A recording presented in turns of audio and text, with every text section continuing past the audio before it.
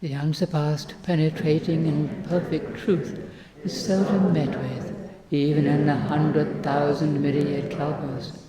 Now we can see and hear it, we can remember and accept it. I vow to make the Buddha's truth one with myself. Homage to the Buddha, homage to the Dharma, homage to the Sangha.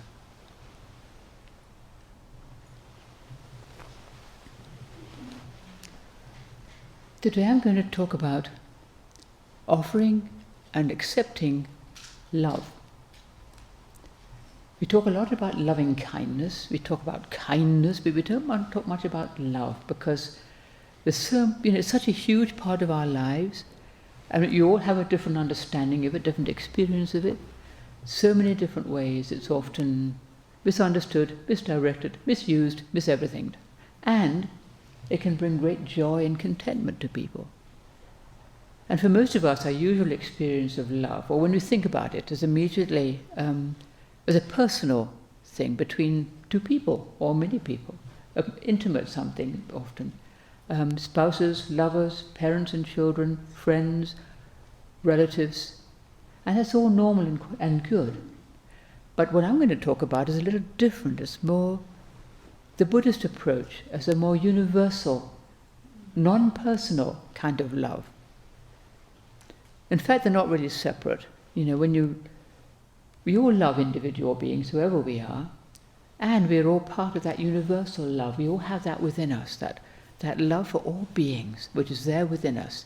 We just need to connect with it. The thought, universal love, can sound a bit cold, a little bit cerebral, a mental thing, but it's not at all like that. Loving kindness sounds a bit warmer, and it's the same kind of thing, really. As Dogen puts it, to behold all beings with the eye of compassion and to speak kindly to them is the meaning of tenderness, which is a manifestation of that universal love. But it's not only how we treat other people, it's a warmness of the heart, a kind of warmth of feeling towards beings, whether we know them or not, just a warmth there. We're all warm, we're all human beings, and that warmth of common humanity, or common beingness really, is really the thing, not a personal or individual or restricted thing. It's a limitless thing. Loving other beings without wanting something from them, without an expectation of being loved in return. Well, this is actually not that easy.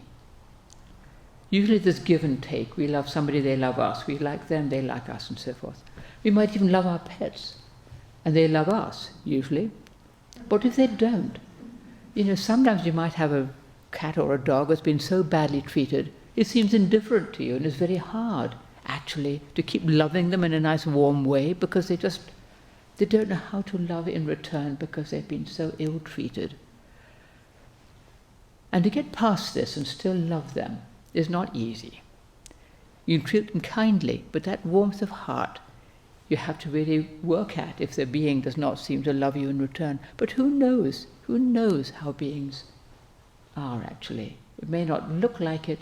They may actually really miss you when you're away. They just don't know how to show that. Fear of trusting us, Well, some people are like this. Some of us are like this. If a person hasn't been loved or had a very difficult or cold family life when they were children, or they've been very badly treated, it can be really hard for a person to open up and love another being, or to allow themselves to be loved. They can't believe somebody would actually love them because they haven't had much experience of that. This is hard to overcome. People can be afraid of being loved. It can be frightening to get close to somebody, And I think it's not uncommon. I think a lot of people, or a number of people, are afraid of opening up to another person, of getting too close to anybody. And many of us may feel unworthy of being loved, But the universal love that we're trying to cultivate as Buddhists is not a personal thing. It's not a wanting or a needy thing. It has no expectation of anything in return, just to cultivate love, loving kindness for beings, that warmth of heart, warm and kindly, and it does not judge. I think this is a critical aspect of the whole thing, not judging. We're so used to feeling judged, judging ourselves, judging other people, thinking they're judging us, It can be hard to believe that we're not being judged, and of course then found wanting. If we're being judged, of course we're not coming up to snuff. But this kind of universal love is not like that.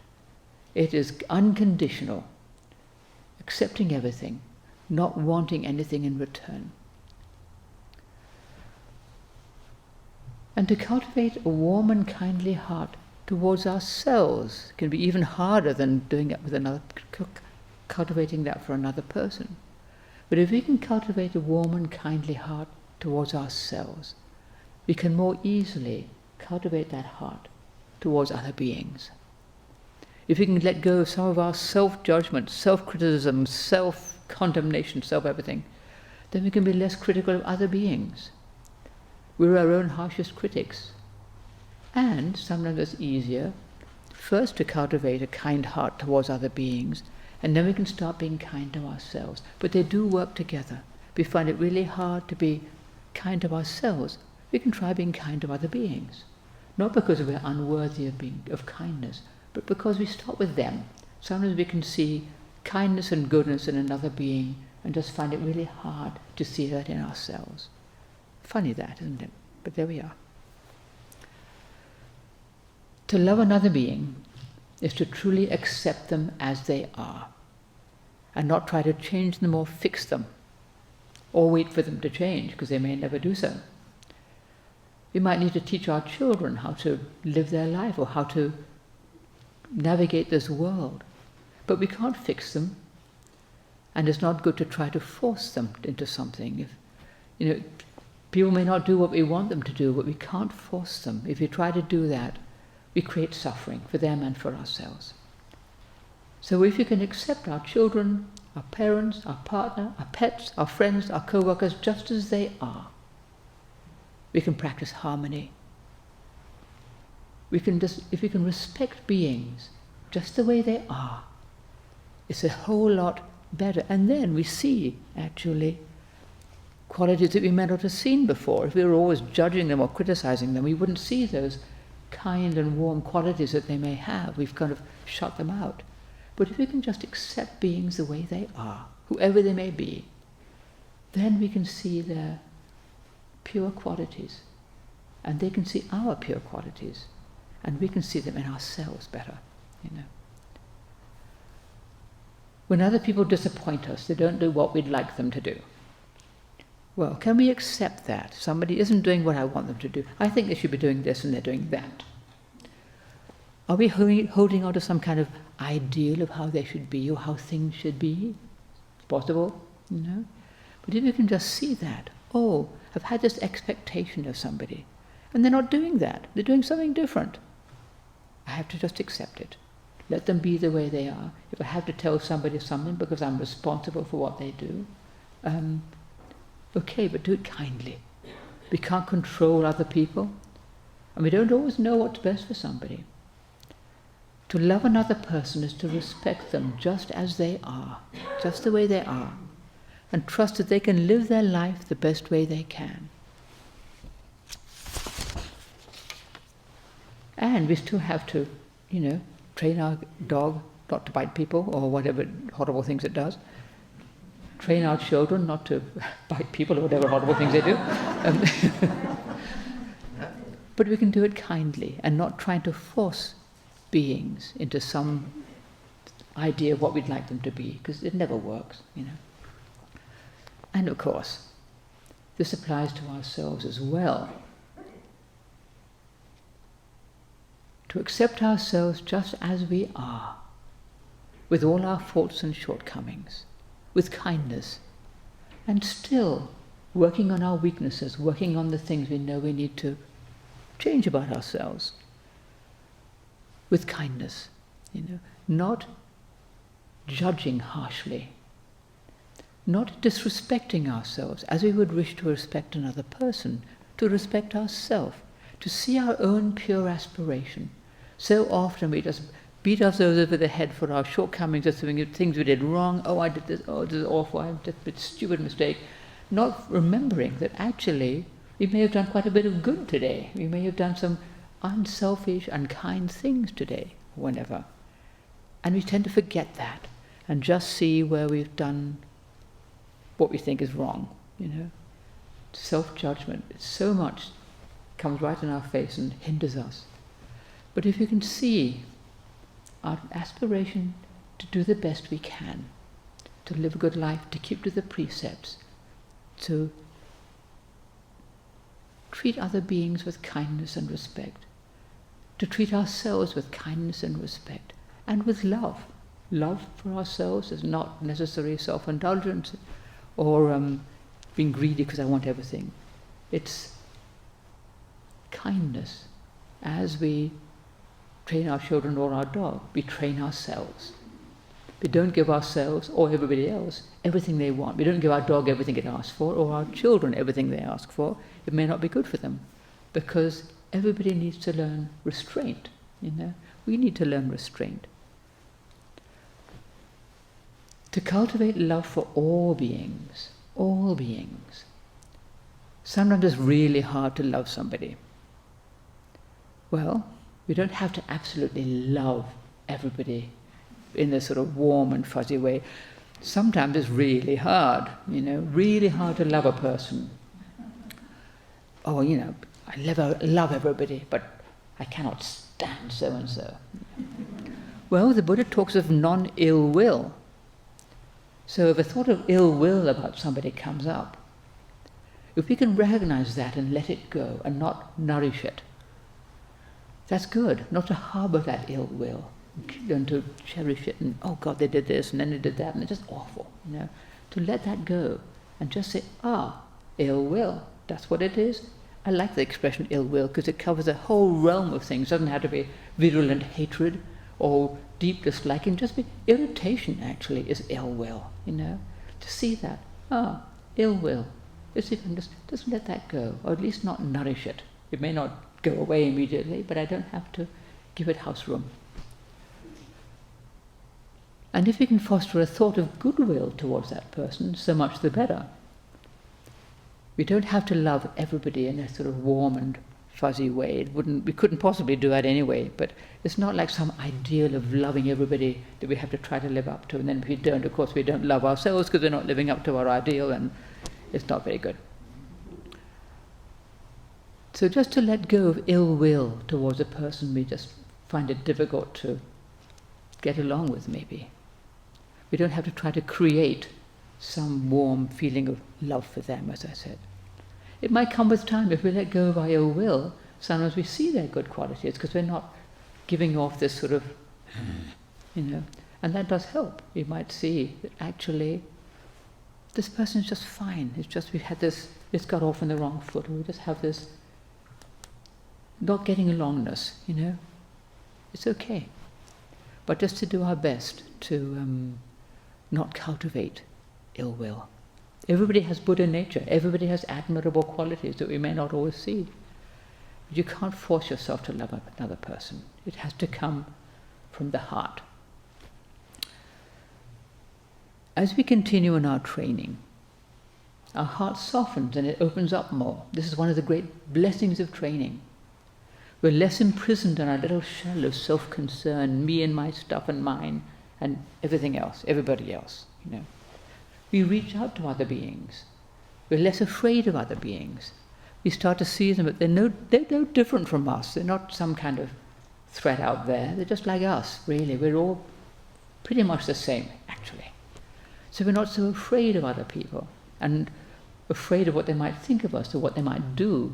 We just be a little more at ease with ourselves and with other beings. It goes together. The love of the Sangha, it's not a personal kind of love. Though of course we do love individual people within the Sangha. We wish the best for people. We wish that they may flourish and live in the best way and be happy and living the best life they can. If our practice isn't good for somebody, we don't try to keep them here. If it works for people, great. But if it doesn't, fine. Let's see what will work for you. What's best, And that's a blessing, because we're not trying to get something from somebody. Our happiness does not depend on another person. I think this is a great blessing. None of us can depend on another person to make us happy. We have to cultivate that for ourselves, that at easeness with life, with ourselves, with beings, just not wantingness. And within all this, there is a deeper and bigger kind of love. The love of the universe, or the unborn, or the eternal, however you like to call it. There's a large, quiet softness. And when we're still and attentive, we can open up to that large, quiet softness, which is love, really. It's not a sticky thing, it's not a confining thing, it's a very quiet thing. And just when you're quiet sometimes, and we're not wanting, it's always there, and sometimes we get a sense of it. But when we entrust ourselves to that completely, when we let go of our endless worry and planning and trying to control things and figure things out and decide what to do with our life and all that stuff, just let that go for a little and simply entrust ourselves to we know not what. There's this quiet softness there that embraces everything, and we're all part of that. All our fears and worries and plans and shortcomings and all that stuff is all embraced within that, and none of it matters. None of that stuff matters, actually. There's this large, quiet softness of which we are a part, despite our best efforts. With all the stuff that goes on in our world, we can get so worried about everything that's happening in our world. Doom scrolling in our own mind. Oh, this might happen, that might happen, and all the things we read on the news and all this stuff. And actually, there's something that embraces the whole lot of it. And fundamentally, we don't have to worry, because we're all part of that. And our job is to sit still and entrust ourselves to that. Open up to that, whether we see it or not, whether we feel it or not, we don't have to worry, because it's always there, and there's nothing anyone can do about it. We're all part of it, and that is our talk for the day.